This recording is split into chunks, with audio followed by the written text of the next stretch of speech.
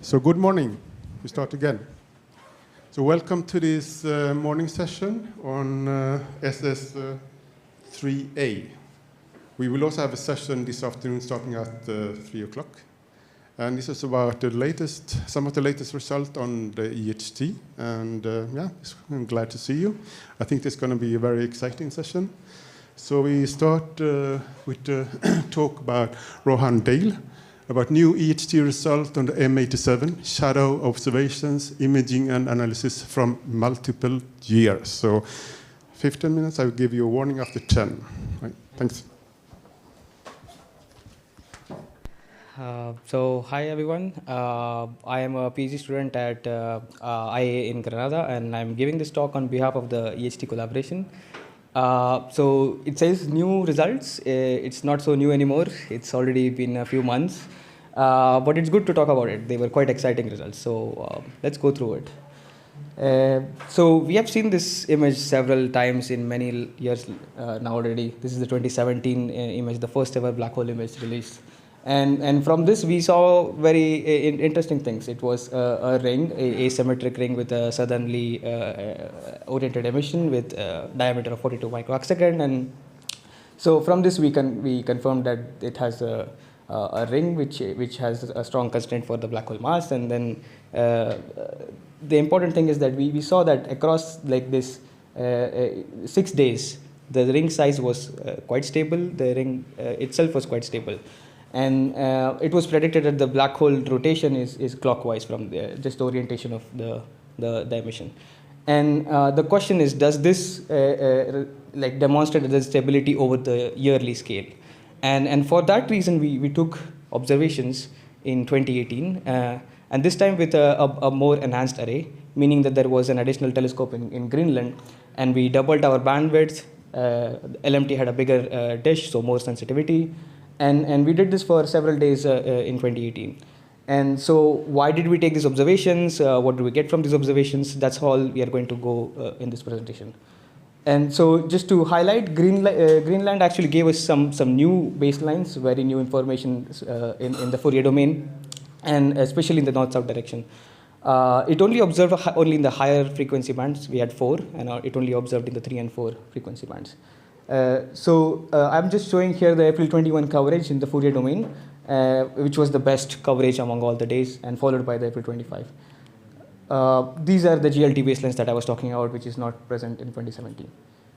And so just to give a brief side note, that there was slightly slightly less SNR in 2018 data because of bad weather in some stations, and LMT, which is the telescope in Mexico, that started late.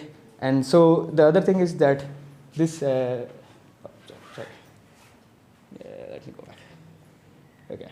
These GLT baselines, they probe the null much better than the 2017 observations.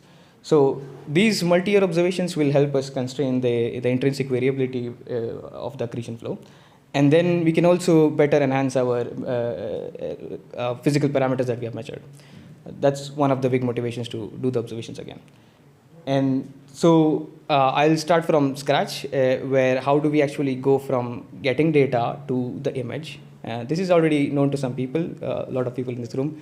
But what happens is that we take data all over the world, and then this acts as a virtual telescope. So we then ship this data to two common correlator facilities where we correlate data, where it actually becomes one big telescope. And then from there, we have to actually calibrate many things. We have to calibrate for instrument, we have to calibrate for atmosphere, and then after all the calibration, we are ready to actually use this data for science and make images. We do this with 2 different pipelines, Hobbs and CASA. CASA is probably well known to people, and even Hobbs. We calibrate the data, and then from this Fourier domain, which is like we have to go and make the images. That's one thing that we can do. Or we can actually directly fit a geometrical model to this and extract the physical parameters directly. So there are 2 things that we can do with this data. So I will first go through different kinds of imaging methods that we have, and then go on to what we actually did with the data. So these are the methods that were already used in the 2017 paper of M87, which was the clean imaging and RML imaging. And the difference between them is that one of them is the inverse approach, and the other one is the forward. So clean imaging, we take the data and take a direct Fourier transform of it. And in the image domain, we replace the by point source components and then do a self-calibration to calibrate for the gains of the telescopes. And then we do this iteratively until we get the best image. And for RML imaging, we do the opposite. We start with an initial image in the image domain, take the Fourier transform of that, and then we compare that with our observations to minimize the differences. And we regulate this minimization with some physicality through some regularizers. And the physicality means that the image should be non-negative, it should be smooth, and that's how we drive our optimization there. Some newer approach as compared to the 2017 M87 paper used was a Bayesian approach, where we have the Y, which is our observed data, and we are trying to infer what should be the best model and get a probability distribution for this model for given observations. And we do this by designing our likelihood, which is based on some, like what is the probability of the data given the model, and we also define some prior distributions to it. So we have two different methods for this, Themis and Comrade, which can do both imaging and modeling. And in this paper, we also did hybrid imaging, which is the combination of both with Themis. And yeah, so once we have a better understanding of what different kinds of imaging and methods we have and modeling methods we have, we should first validate our methods in order before we apply to the real data.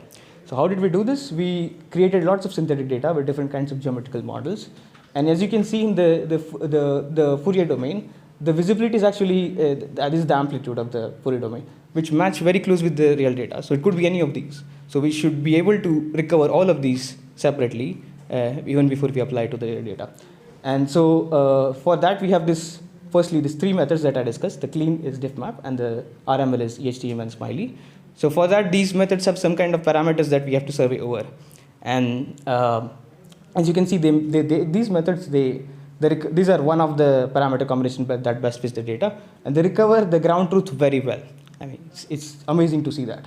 And so then there's Themis and Comrade, which produce a probability distribution, but this is just one random sample from it, and they also do this quite well. And the idea was that we used these four models in the beginning to kind of figure out which work for the ground truth very well, because we have to figure out what parameter combinations are better than others for these three methods. So once we know that which parameter combinations recover the ground truth best, we use them and then validate on other geometrical synthetic data. And once that is validated, we can then actually use it for the M87 data. And for the Bayesian methods, all of it is just method validation because they don't have parameters to explore usually. And so this is the image that we see. The 2017 was already seen quite some times. And the 2018 image is remarkably very similar to 2017. The diameter is extremely consistent. And the only big difference that we see is that the emission has been rotated counterclockwise to some extent. And so this is great because M87 has very less accretion rate. And so we expected the diameter to not increase so much. And it's great to see that nothing has been broken and the diameter is actually the same. Okay, so one thing, this image was an average image, but how does it look across the methods that I just described? These are the 5 methods that we take the average image of. And they also look, if we just look at the resolution of the array, they look remarkably extremely similar. And the same thing happens when we do the modeling and blur the image to the nominal resolution of the array. We can see that across all 8 methods, they look exactly the same. So this was very reassuring. Then once we have the images, we should go ahead and then take out some physical features from it and test our theories. So for imaging, we have to do some image domain feature extraction to get out our diameter, position angle, etc. And then for modeling, we could just get our parameters from the MC chains or the posteriors directly and compare them. So this is the average over all imaging and modeling methods. In 2017, the diameter was around 42, and the same thing around 40, which is in the error bar limits in 2018. And we see a shift of about 30 degrees counterclockwise compared to 2017. And now we'll try to understand what this really means in both diameter and position angle. So first of all the methods, they they have some different ways of estimating the diameter. And so we should actually look at something that is more physical and common in all the methods. And that is this gravitational, angular gravitational radii. And so for that, ideally, I mean, to convert from a diameter that we have measured to go to the physical diameter, the angular gravitational radii, we have to use some kind of scaling factor. And this case, scaling factor is actually a function of a lot of things in the, like, we have to use the GRMS simulations and then fit the data to figure out what this, for different kinds of simulation, figure out what the scaling factor should be. And so ideally we should have, since there are newer methods and a newer data which can have different SNR and different coverage, we have to repeat this calibration of this scaling factor again. But given that it takes a lot of efforts and requires a full scale, another calibration itself, this is covered in a separate analysis, which you will probably hear in the next talk. And so what we did is we just used this calibration that was done in the 2017, of which this alpha was around 11 in the median value and had a 10% uncertainty. And then we applied this and calculated the gravitational radii from the diameters that were measured. So we had two different algorithms, two different methods to extract the diameter, which is Rex and Vida, which is shown here in red and blue points. And the black ones are from 2017. And we can see here that the newer red and blue points, they are very well consistent with the black points. So which means that the gravitational radii itself is very consistent with the 2017 measurement. And that also implies, the mass is not here because of the conversion of the slides, but the mass, it implies that the mass is also very, very similar to what was measured in 2017, which is around 6.5 billion solar mass. So about the position angle, the GRMS simulations show that it changes over the yearly time scale. And this is very well consistent with the observations. The observations are very well consistent with the theoretical expectation of how much it should have been changed. And the change is mostly expected from the turbulent nature of the accretion itself. So we also did this by taking the model images and fitting them with the model images from the simulations and fitting them with the observations, and figure out how the position angle is consistent with the forward jet or the large scale jet.